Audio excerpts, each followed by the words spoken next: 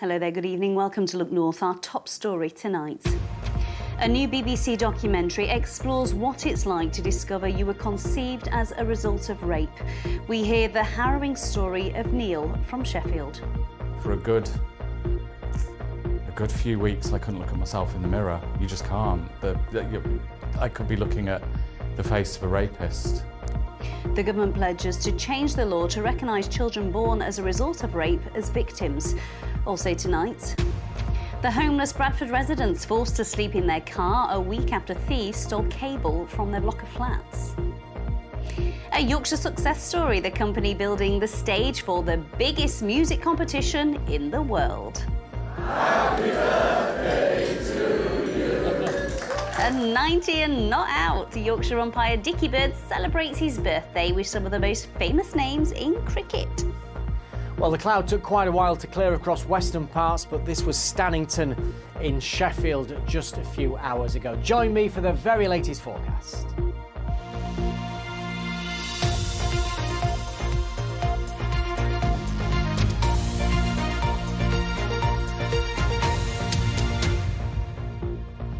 Hello, good evening. A survivor of the Rotherham grooming scandal is calling for more support for children who were conceived by rape.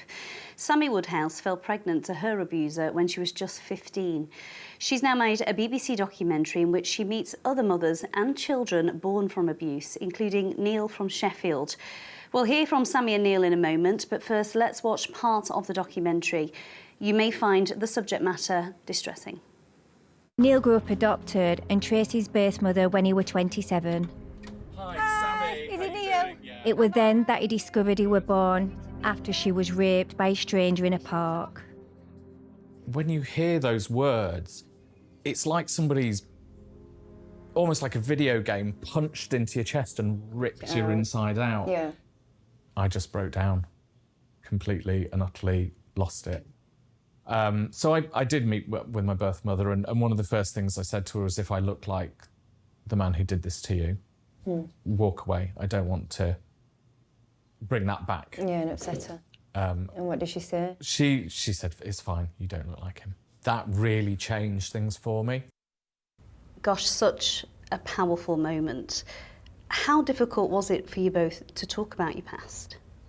It's been really difficult because obviously, you know, there's a lot of things that are still raw, not just for me, but for my son. He's remained anonymous throughout all this, but at the same time, we both know how important it is, you know, to get our story out there into the public to help other people. And how about for you, Neil? Because you were 27, weren't you, when you found out that you were actually conceived through rape? Yes, it completely destroys your world.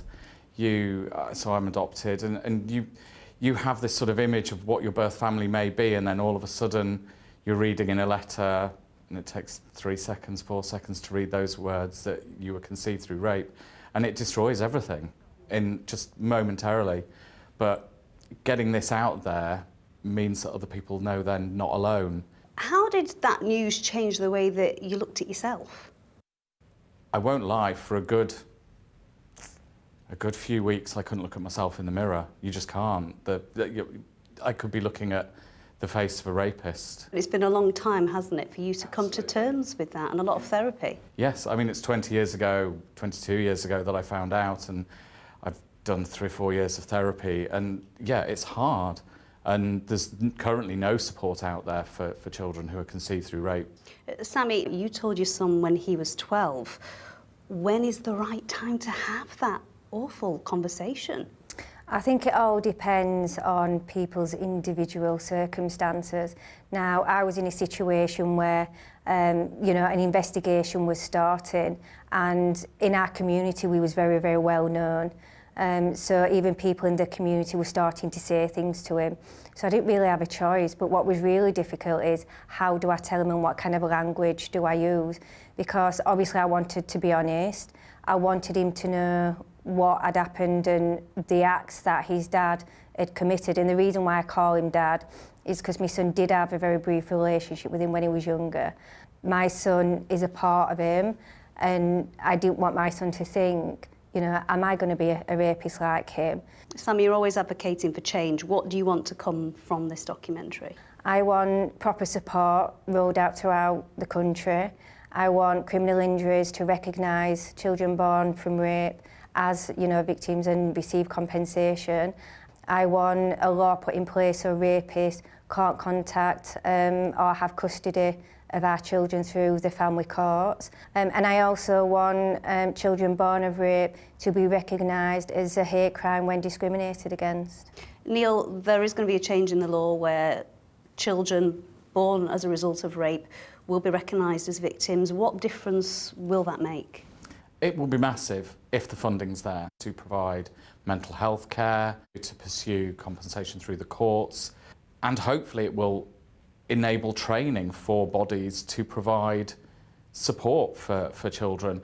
What's your message to any mums or any children who are watching who can completely relate to what you're talking about? I'd say that you're not alone. You've no need to feel any shame, and that change is coming. You're both so brave, thank you. They certainly are brave, aren't they? And it's such a powerful watch is the documentary. It's called BBC 100 film, Out of the Shadows, Born from Rape. It's on the BBC iPlayer now. If you or someone you know has been affected by the issues raised in that report tonight, you can contact the BBC Action Line via bbc.co.uk/action line for details of organisations which offer advice and support. Next tonight, police have made an arrest and renewed an appeal for witnesses as inquiries continue into an assault outside a Leeds school. A 15-year-old boy was attacked yesterday afternoon outside Allerton Grange School in Roundhay. Our Home Affairs correspondent Emma Glasby joins us live now. Emma, what's the latest on this? Well, the latest we have from West Yorkshire Police is that a man remains in custody this evening after being arrested in the early hours of this morning. Now, the 15-year-old boy who was attacked here was taken to hospital with injuries that were not life-threatening. We understand that he had a head injury after being attacked with a bat and that he also had a wound to his leg. Now, he was attacked here outside Allerton Grange School just after 3 o'clock yesterday afternoon. The school has said in a statement today that eyewitnesses reported seeing a student being attacked by 3 youths who jumped out of a moving car. The school has said there's no evidence that a knife was involved, and the school has spent the day providing support to all of its students. And what have the police had to say about what seems to be an increase in violence in the last few weeks? Yes, West Yorkshire Police has said today that it understands the concern caused by recent high-profile crimes, some of them involving knives in Leeds. The force has said, though, that the latest figures for Leeds over the past year show that knife offences in Leeds over the last year are down 7%, and that the number of people under the age of 25 involved in knife crime in Leeds is down 16%. Well, earlier I spoke to the local MP for this area, Fabian Hamilton, and he said that those reductions don't go far enough. I've seen the statistics too, and knife crime may be down, and I absolutely believe those statistics, but that doesn't make any difference if it is your son or daughter who's been attacked, if it is your relative that is the perpetrator. It doesn't matter how many fewer crimes are actually taking place. If somebody's the victim, they're the victim. So we need to eradicate these crimes completely as far as that's possible. Now, the last 4 weeks have clearly been very difficult in Leeds when it comes to youth violence. In the last month, 2 teenagers have been stabbed to death in Armley, and there have been attacks on young people in Hare Hills and in Chapeltown.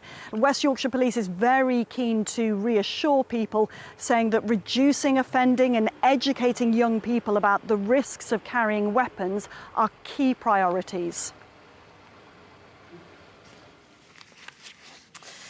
Next tonight, a Yorkshire success story, a company building... Sorry, no, that's the wrong story. I'm going to tell you now about a week since 200 people were left homeless after thieves stole power cables from their block of flats in Bradford. Some residents have been forced to sleep in their cars on people's floors, even pay for hotel rooms after the fire service declared the building was unsafe. Abba Giola takes up the story. This car is where Ilona and Camille have slept for 3 nights after their apartment building was evacuated over safety fears.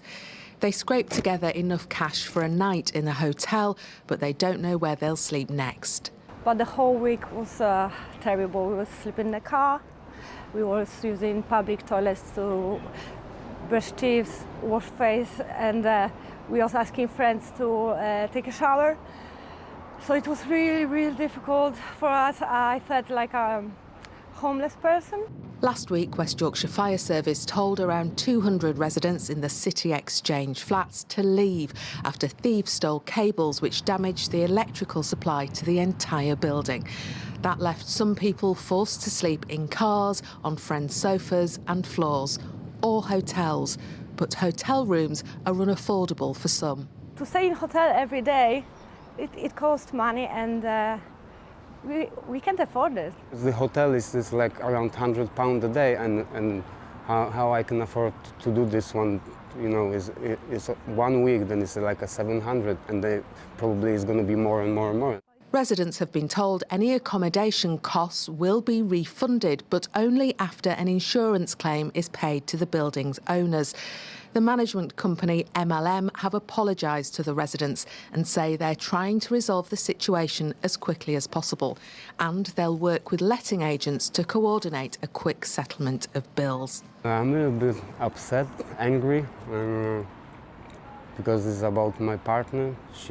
And now I'm like responsible for everything, and that situation, I can't do anything, so I'm just a little bit hopeless too. You know, without home, it's like not safe. Ilona and Camille continue to face a daily battle to find somewhere safe to sleep. Residents will not be allowed back in the building until it's passed a safety inspection, which could be next week at the earliest. Abby Jayola, BBC Look North, Bradford. Well, Bradford Council have told us that they're providing accommodation for 21 people who were unable to find any alternatives.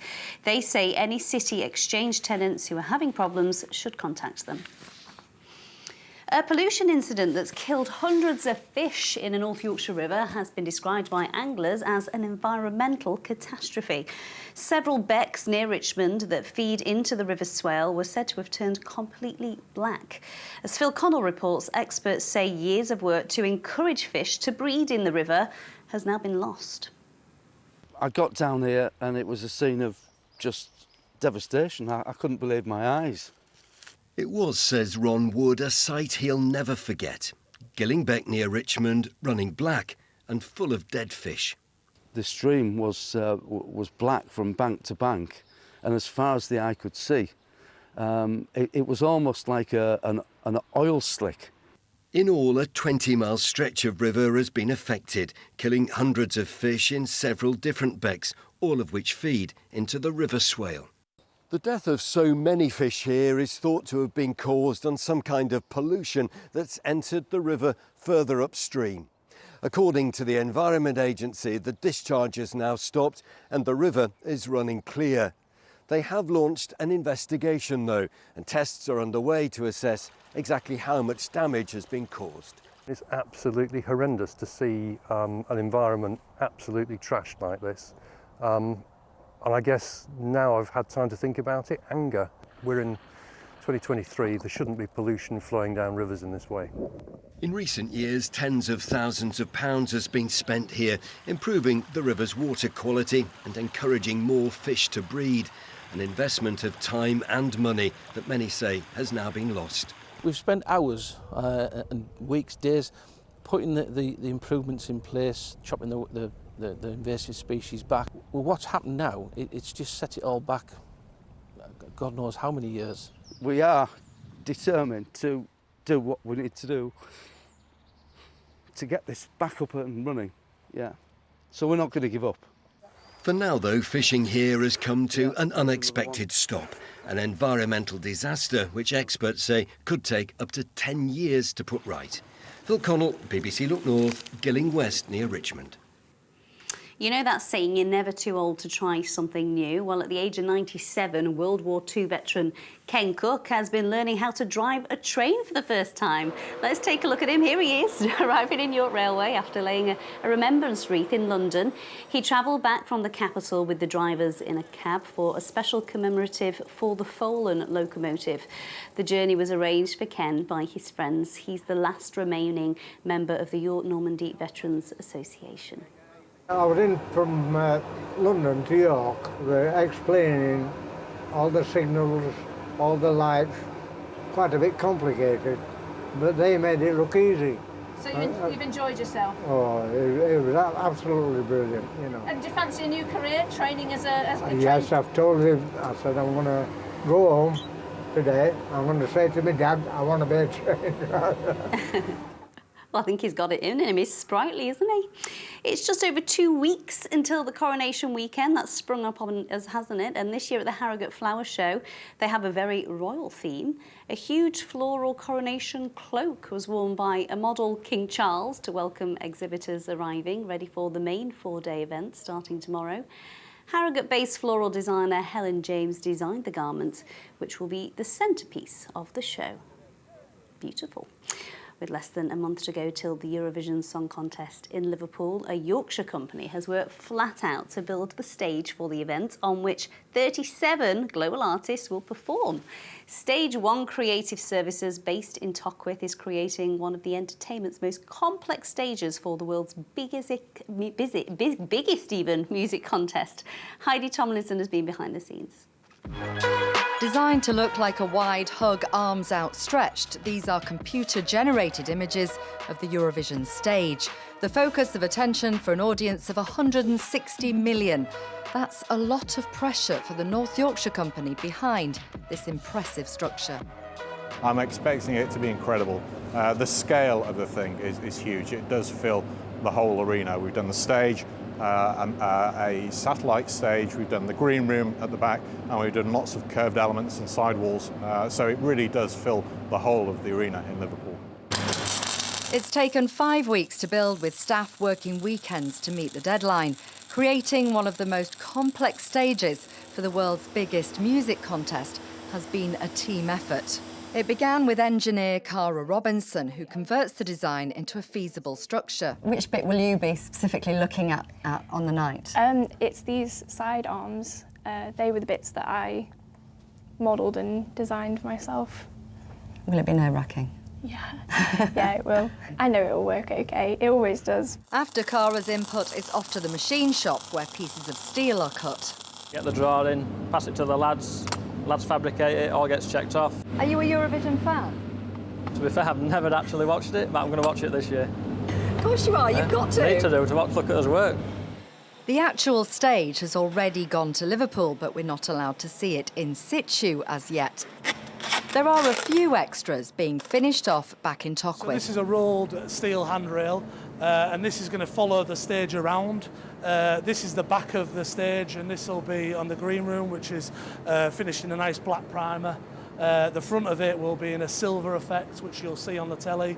And yeah, we're really happy with the finish and the quality of it. On May the 13th, the spotlight will be shining on Liverpool and one striking stage. The team responsible for manufacturing that structure will be quietly sitting at home, beaming with pride. Heidi Tomlinson, BBC Look North, Tockwith. Look at that lovely smile. There he is, our friend and legendary cricket umpire, Yorkshire's Dickie Bird. He's turned 90 today. He's a hugely popular figure, not just with cricket followers. He's been made an MBE and an OBE for his services to cricket and to charity. And he puts that good health of his down to an hour of exercise every day. Here's Mark Hansel.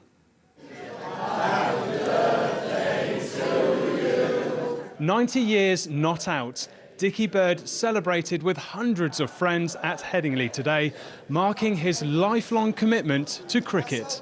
I've been a mate of his for over 70 years, so that tells you something. And he's an extraordinary human being, quite one of the most remarkable men I've ever met. And he's the soul of cricket. He's just exactly the same with everyone. He's just a kind, lovely man who is passionate about sport. And you kind of want to almost bottle that passion for sport because, you know, he sees the impact it has. Dickie played cricket for Yorkshire in the mid-1950s. When he retired, he really found his calling as an umpire and is considered one of the best ever. His 26 years behind the crease finished at Lord's in 1996. I dropped a few tears because I was so touched. Full house at Lord's, England v India, and all the players and all the members and all the crowd were all stood on their feet applauding me right out onto the middle, which is an occasion I shall always remember. Dickie, you've given £1 million of your own money to charity. Why have you done that?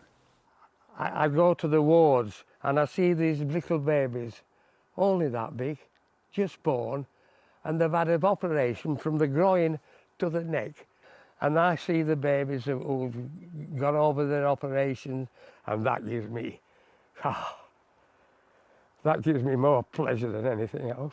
Dickie was made an MBE and then an OBE by the then Prince Charles. He met the Queen 28 times. The Majesty said to me, you know, my mother thinks the world of you. I said, I thought she did, Your Majesty, because she invited me to Clarence House to have lunch with her. Dickie puts his good health and longevity down to the hour he spends exercising every day. People stop me in the streets and say, you know, no way you're 90. They say I don't look 90. It's true, you don't. Well, that's a marvellous compliment. Dickie's aim now is to make it to a century. Mark Ansell, BBC Look North, Leeds.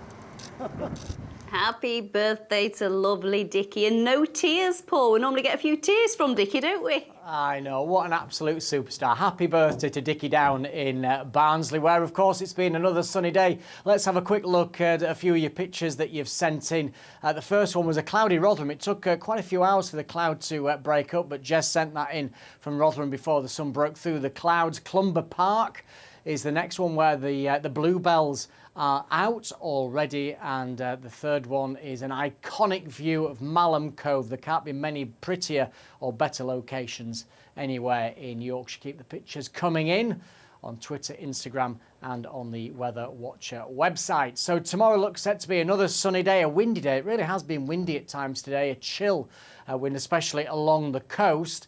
But enjoy it while it lasts, because things are going to break down as we head through Friday and into the weekend. The high pressure pulling away, low pressure taking over, and that means showers or even some longer outbreaks of rain. There's that cloud that took until about 2 o'clock before it broke up across the Pennines, but it's as clear as a bell everywhere now, and that clear weather extends into the North Sea.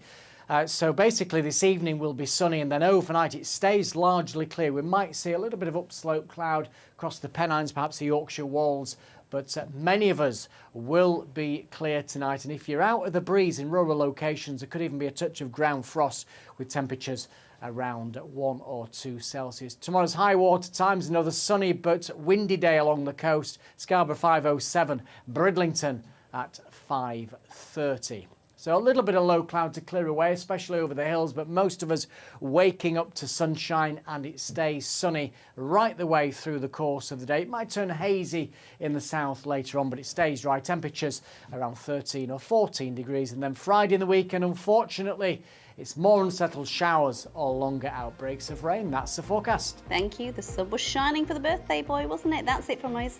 Keely is here with your late news. Bye-bye for now.